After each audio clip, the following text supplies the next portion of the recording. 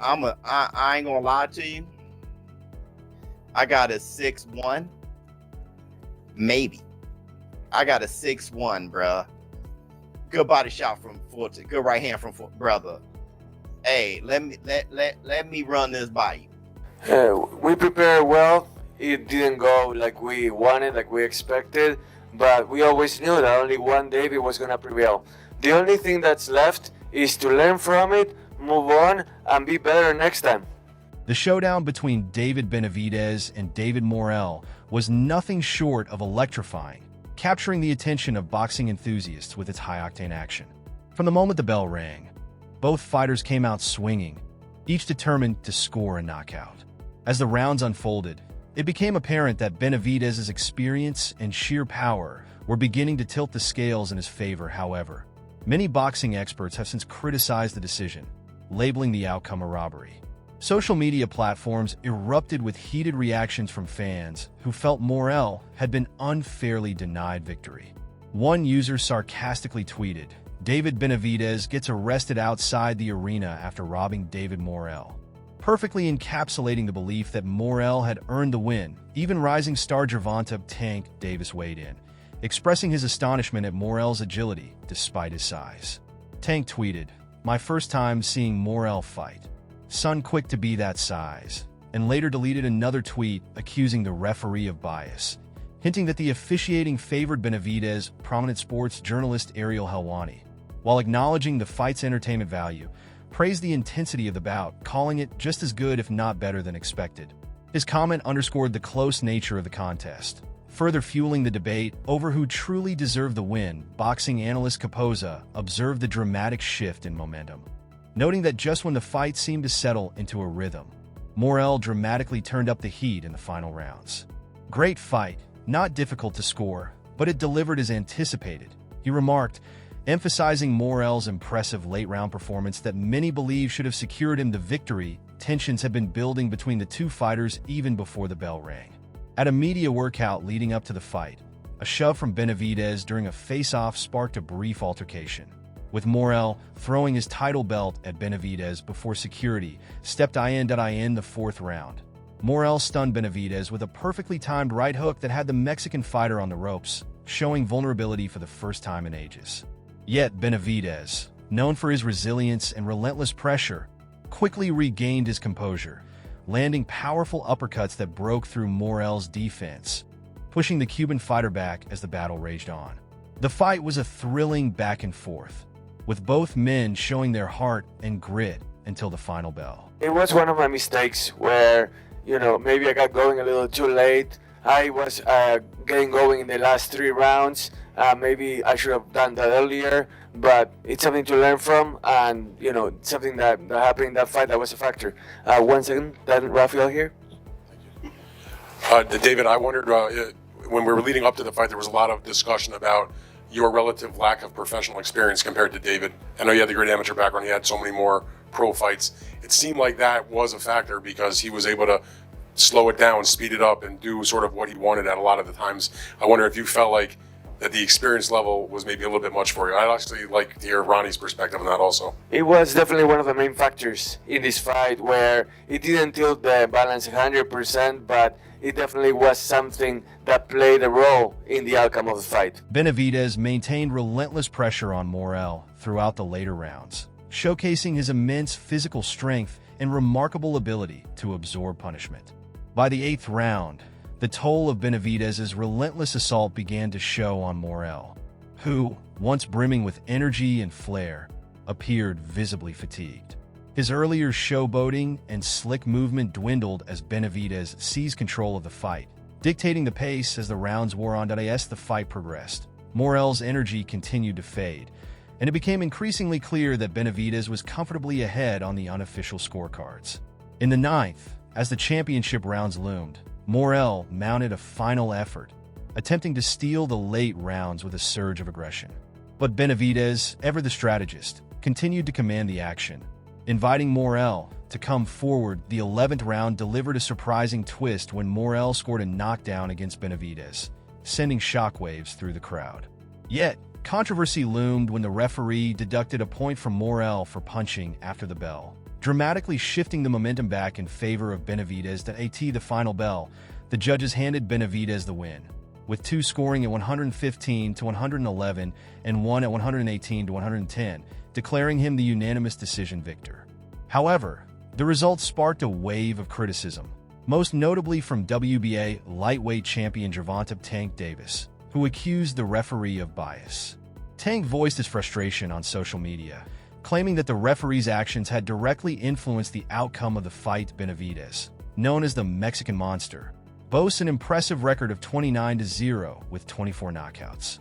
Renowned for his relentless pressure, devastating power punches, and unbreakable will, he has long been on a mission to establish himself as the most dominant super middleweight in the world and a potential challenger to boxing superstar Canelo Alvarez.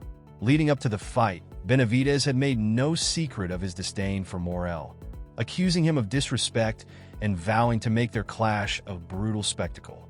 The press conference only added to the drama, with Benavidez's fiery temper on full display during his aggressive remarks, culminating in a heated physical altercation that set the stage for an unforgettable battle. David Morrell and David Benavidez are going to fight. Yeah. Is that a fight that you're... Oh, got it. Yeah. Well, the story with he and I was, I met him when he was a kid, and he told me I'm going to be a world champion someday, and then I run into him and he's a world champion. That's happened to me so many times, usually with MMA fighters, not boxers. That's when I was sort of kicking the tires of boxing, and yes, I will watch that fight. If that's the question you're asking. David Benavidez, American from Arizona, from Phoenix, Arizona. Debut 2013 through 2021. I think he is still fighting. His last fight most likely occurred in 2021. Oh wait, November 13th, he's got an upcoming fight versus Jose Uzcatagu, Colombian. But his last one it was a TKO, took place March 13, 2021. 24, and we got another undefeated. On the other side, David Morrell, the WBA regular champion, has quickly built a reputation as a slick, powerful, and technically proficient boxer, boasting an undefeated record of 11-0 with 9 knockouts. Morrell is determined to prove that he belongs among the elite in the super middleweight division. Despite having less professional experience than Benavidez, he has shown no signs of intimidation. At the press conference, his bold refusal to shake Benavidez's hand and his daring move to hurl his championship belt at his opponent's head sent a clear message. Morrell wasn't backing down and was ready to take on the challenge with fierce confidence. Man, let's check it for everybody that Benavidez, you know Robocop? Yeah. That's it. Look, the Benavidez best plan. Straight around. This time is the real secret. I never fight plan before. I think so plan not have too much power for Benavidez. So he's the big guy. He's as stronger too. So you have it like the good lefts. You training hard. You have power. You have everything. Nothing for you. I can dance. I have move. I can dance. Benavidez can dance. That's it. The rivalry between Benavidez and Morrell reached a breaking point during a media workout in Miami on December 17, 2024. What started as simmering tension exploded into a physical altercation, intensifying the buzz surrounding their highly anticipated light heavyweight title clash. The heated exchange added a layer of drama and intrigue, leaving fans on the edge of their seats, eager to see how this animosity would unfold in the ring.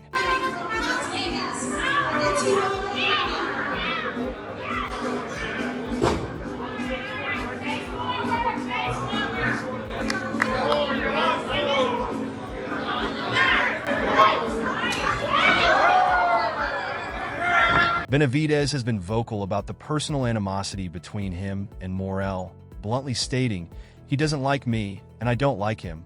This palpable tension has been on full display in their pre-fight interactions, including a heated moment during a media workout when Benavidez shoved Morrell, provoking the Cuban to throw his WBA interim title at him. Canelo Alvarez, the undisputed super middleweight champion, didn't hold back his opinion on the controversial bout, asserting that Benavidez had indeed won. "It's clear they don't want him near me," Alvarez remarked, adding fuel to the ongoing speculation about the politics of boxing. His call for an immediate rematch reflects a widespread belief among fans and analysts who view the decision as an obstacle to the matchups the public truly wants to see. The rivalry between Canelo and Benavidez has dominated boxing discussions in recent years. The tension between the two stems from Benavidez's relentless pursuit of Canelo's super middleweight titles, a challenge that Canelo has yet to embrace, further intensifying the desire for this long-anticipated showdown. In terms of moving back down to 168, is that out the window now? I'm not going back down to 168. I don't care if Canelo, if he wanted to fight me and told me to go down to 168. I don't care about that money. I don't care about none of that. I was at 168 for a while. 3 years, I was number one contender. I was not given that opportunity, so now I'm here at 175 fighting the guys that have balls that actually take on their number one contenders. Have you completely lost hope in that fight happening? I don't think about that fight. I mean, I only think about what's on the table, and I only think about what's ahead of me. I knew that this fight was potentially, we could make it. We made it happen.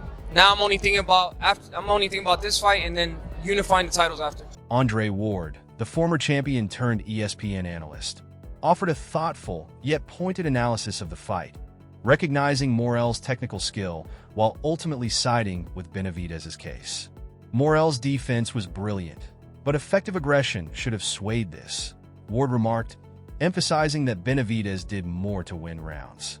His commentary highlighted the ongoing debate between tactical boxing and the undeniable impact of sustained pressure, shedding light on the subjective nature of judging where factors like clean punching, effective aggression, ring generalship, and defense are weighted differently by each official. Meanwhile, veteran trainer and analyst Teddy Atlas didn't hold back, delivering a sharp critique of the sport itself, exclaiming, "This is why boxing's dying." He pointed out that Benavidez landed the harder shots and dictated the fight, yet judges rewarded what he saw as running.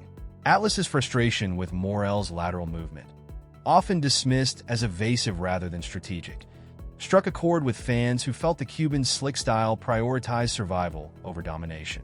This clash of philosophies, with Morrell's elusive approach contrasting against Benavidez's relentless aggression, highlighted the tension between technical finesse and the raw, visceral appeal of pressure fighting. I think the purer puncher probably is Morrell for one shot. He's the less experienced guy, but he's got that Cuban background, with the amateur pedigree, over 100-something fights. He's got experience. Even though he's got a lot less fights professionally, he's got experience. He hasn't fought the resume professionally that Benavidez has, so that's in favor of Benavidez. The experience, always important, but also the pedigree, like I said, where he comes from, Cuba, how, you come from that island that from the beginning when you first put those gloves on, it's all about becoming a world champ. Part of it is to escape the communist country, to get to a better life, to get to where you can pursue dreams, to get over here where you can become a world champion. And that is all there. But Benavidez comes from those bloodlines too, where it's all about with him and his father, and his family. It's all about being a champion, staying a champion, being proud, representing yourself in and out of the ring as a champion. The power. Both guys are known for that. Media outlets stoked the firestorm surrounding the fight, with publications like The Ring and Boxing Scene releasing unofficial scorecards that overwhelmingly favored Benavidez, with a 75-25 split aligning closely with the fan consensus. The statistical breakdown and media analysis painted a stark contrast between the judges' interpretations and both the quantitative data and qualitative assessments, adding fuel to the growing outrage. Social media erupted with the hashtag Robbery, drawing comparisons to some of boxing's most infamous decisions behind the scenes. Benavidez's camp filed formal appeals with both the WBC and WBA, though historical precedent suggests that overturning the result remains unlikely. Meanwhile, Morrell's team, while open to the idea of a rematch, if the financial terms are right, found their victory increasingly clouded by accusations of illegitimacy. As the sport wrestled with yet another credibility crisis, the fallout extended beyond the ring. Benavidez's path to a potential Canelo payday became more uncertain, while Morrell's previously untarnished undefeated record now carried an asterisk in the court of public opinion. I definitely made a lot of mistakes that left me exposed to getting hit more than I wanted. Next question. David, I wanted to ask you a couple things. When it comes to a rematch, is that something that you'd like to wait maybe a couple years for before you jump back into it? And then if you can also elaborate on the difference in body shots. It doesn't seem like you really paid a lot of attention to the body like he did. Next question. I'm not gonna wait like 3 years. That would be a long time. And as far as whether he wasn't looking for the body enough, that maybe that was the case. Yes, where I felt that I should have looked for the body more, but in that sense, you know, he was heavier than normal, and it wasn't like he was hitting me that hard either, where like I wasn't feeling his punches a lot more than he was feeling mine. With PPV numbers revealing a staggering 650,000 buys, showcasing the fighter's undeniable drawing power, the demand for a rematch became a financial inevitability. Even as Benavidez flirted with a potential move to light heavyweight, the fight's legacy now hinges on whether boxing's power brokers will prioritize justice for Benavidez or let the controversy fester, further eroding the trust of a disillusioned fan base. David Morrell, though disappointed with the outcome, acknowledged Benavidez's skill and the fierce competition he posed. Morrell admitted facing challenges throughout the fight, but praised his own determination and effort, vowing to take this loss as a valuable learning experience and come back stronger in his future bouts. Meanwhile, Benavidez successfully defended his interim WBA light heavyweight title while adding the WBC light heavyweight championship to his collection with a unanimous decision win over Morrell. His signature relentless pressure, volume punching, and devastating body attacks allowed him to control most of the fight, outworking Morrell and breaking him down over the rounds. Despite Morrell's skill and resilience, Benavidez's high pace and physicality proved too much for the Cuban star. Even before the fight, Benavidez's confidence remained unwavering, and his victory over Morrell further solidified his dominance in the super middleweight division. With his relentless aggression, pinpoint precision, and raw power, Benavidez demonstrated that he is the best in his class. His performance left no doubt about his skill and determination to reign supreme in the division beyond the personal grudge. This fight has major implications for the future of the super middleweight division. Benavidez's victory propels his campaign for a mega fight against Canelo, with the win adding significant momentum to his pursuit. This triumph not only solidifies his status as a top contender, but also makes the much-anticipated showdown with Canelo even more inevitable. There's a huge demand for this fight, David Morrell and David Benavidez. For me, though, I never had a huge demand for it because I think it's a bit early for Morrell. And when you look at his last fight, Riyadh season, David Morrell didn't look that good. But a lot of people don't think David Benavidez looked that good against Austin. I thought he looked great. I just thought he gassed out, but I thought he looked phenomenal. This fight, though, reminds me a bit of how they moved along Vargas. Remember when Vargas fought Trinidad? People wanted that fight until they saw it. He was a little too young, and he was showing a lot of promise, but I think they moved him along too quickly. Don't be surprised if David Benavidez give him a boxing lesson. David Benavidez, I think he's going to show some movement, shoot the jab, be busy. I think Morrell has a puncher's chance, and I think it's a phenomenal puncher's chance because he's so athletically gifted. Benavidez and David Morrell, right? This is the type of fights boxing needs. Two young fighters, great fighters in their division. They moved up to 175. They were at 168. The fight wasn't made there, but 175, David said, you know what, let's make this fight happen. The first few pictures, it looks like David has some weight to take off. He looks like the Tyson Fury of the 175, but that doesn't matter, right? It's all about your fighting technique, your fighting style. I think David Morrell has a great opportunity to showcase his skills, but I don't think it'll be enough to beat a David Benavidez. I think David Benavidez has a little bit too much power and too much combinations for David Morrell. David Morrell hasn't, fought anybody that is maybe top 2, top 3. David Benavidez has been in there with Caleb Plant, has been in there with some good fighters. So he is coming into the fight the favorite. But let me know what you guys think of that fight. All right, let me know what you guys. On the other hand, had Morrell emerged victorious, it would have propelled him to superstardom and firmly established him as a legitimate force in the super middleweight division. While his loss is undoubtedly a setback, Morrell's performance still showcased his immense potential and resilience, signaling a promising future ahead. The super middleweight division remains an exciting battleground, with both fighters playing pivotal roles in its evolving story. However, the fight wasn't without its dangers for Benavidez. In the early rounds, Morrell landed a well-timed power shot that hurt the undefeated Mexican-American, briefly putting him in trouble. Then, in the 11th round, Morrell scored a dramatic knockdown, stunning the crowd and momentarily shifting the momentum in his favor. Yet, just as quickly as he gained the upper hand, Morrell suffered a controversial setback when he landed a punch after the bell, prompting the referee to deduct a point. A decision that sparked immediate backlash from fans and fighters alike. In the aftermath of the victory, Benavidez's son, Anthony, was visibly excited and proud. He celebrated by showing off some impressive boxing moves of his own, showcasing his skills in the ring just like his father. Anthony's enthusiasm and joy were palpable as he shared the moment with fans and the media, expressing his admiration and unwavering support for his dad.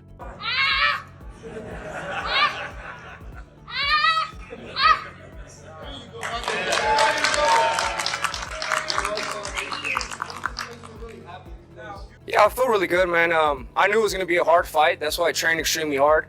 We're talking a lot of shit, but at the end of the day, we sold the fight. A lot of people want to see. A lot of people bought pay-per-view, and it was a great fight. I think I showed what level I'm on.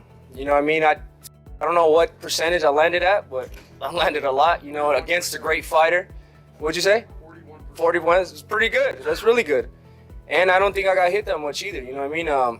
So I think that just shows what level I'm on, fighting with great fighters like this. And I'm just excited to keep putting on great fights like this. Calling out the best fighters and fighting with them in big arenas like this. This is what I'm made for. What are your thoughts on David Benavidez's performance against David Morrell? Drop your opinions in the comments below.